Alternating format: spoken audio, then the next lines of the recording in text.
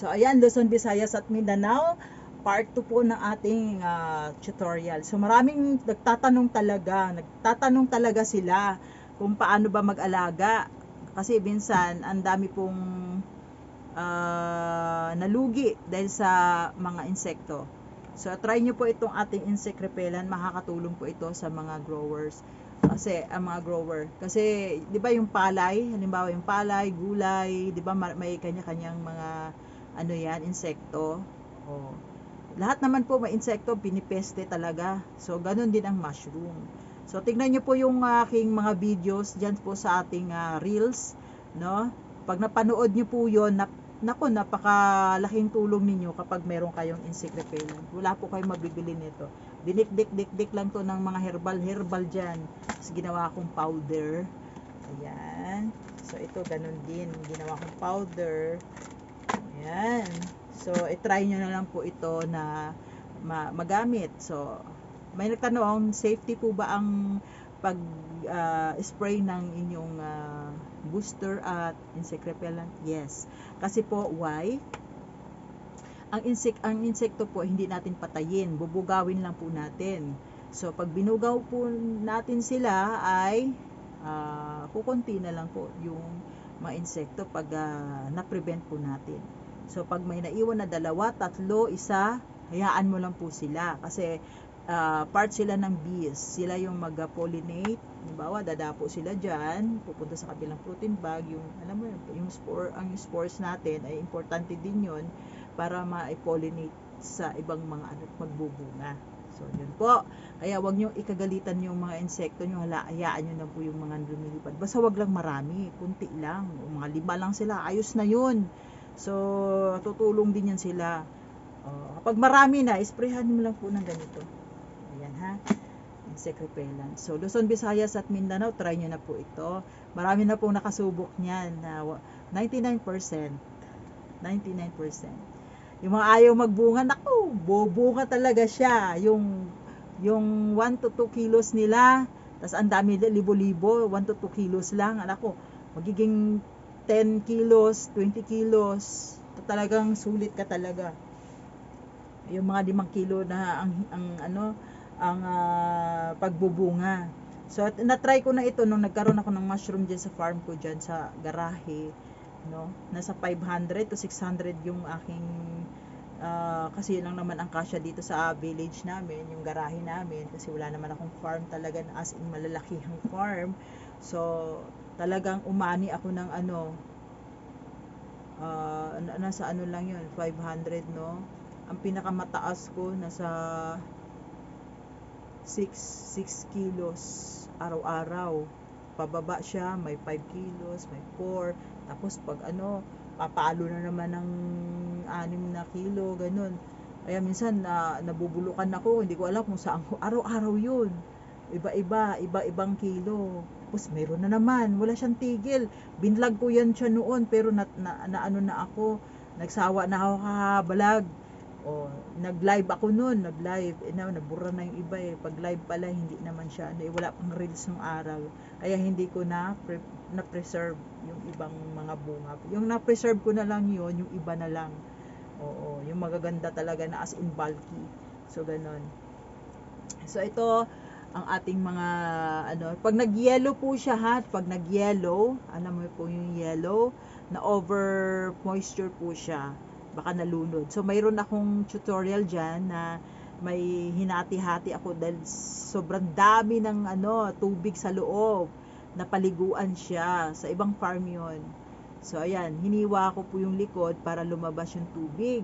So yung hiniwaan ko, hindi ko na siya tinakpan o lalabasan ng kusa yung bulaklak doon. So itong booster, di ba, binuksan ko na, di ganyan ko yan. Nisprayhan ko to para mabilis po siyang magbunga. So pag naamoy po ng amag yung fertilizer, ipupush niya talaga, pipilitin niyang lumabas. Tapos kinabukasan ng umaga after harvest, kaya medyo itim siya, dark siya, baka mag-discoloration ang ating flowers, kaya kailangan harvestin niyo po muna yung bunga. Harvest muna bago mag fertilizer ha, kasi baka mag discoloration. Tapos clear water po sa tanghali at sa hapon. So ang dilig po niyan pag normal, yung normal lang, so mga alas 6, alas 7, ayan.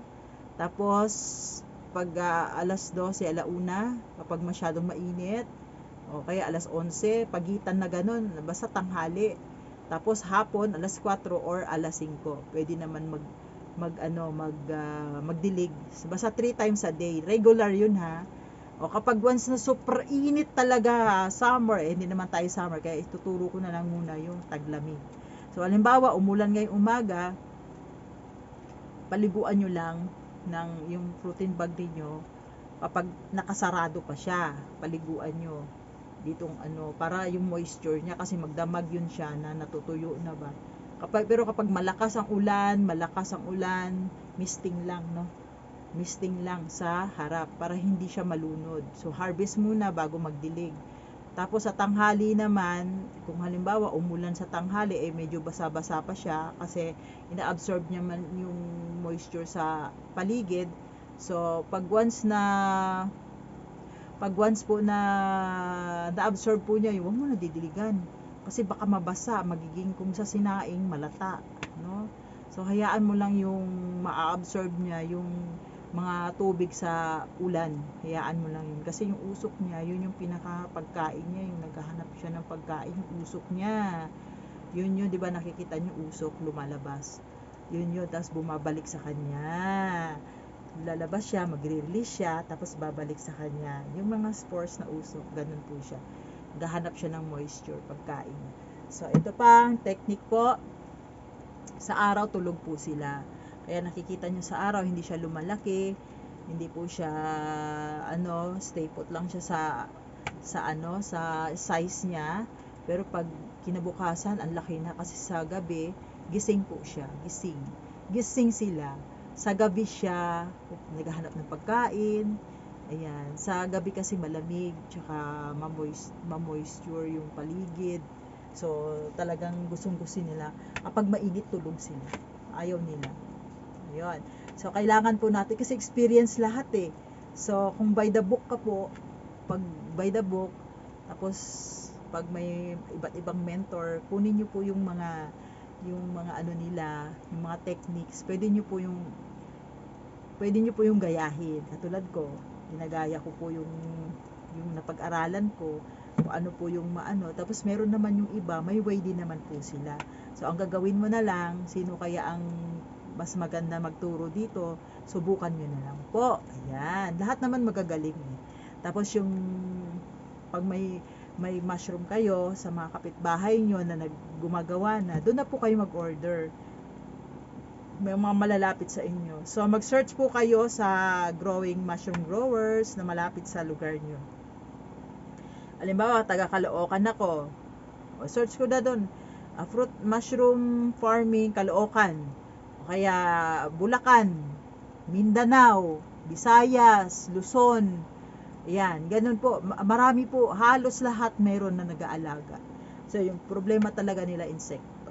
So, ayan, insekto lang. So, ayan guys, maraming salamat po. So, may nagtatanong po, sa sunod, sasagutin po natin. Thanks for watching. Bye-bye.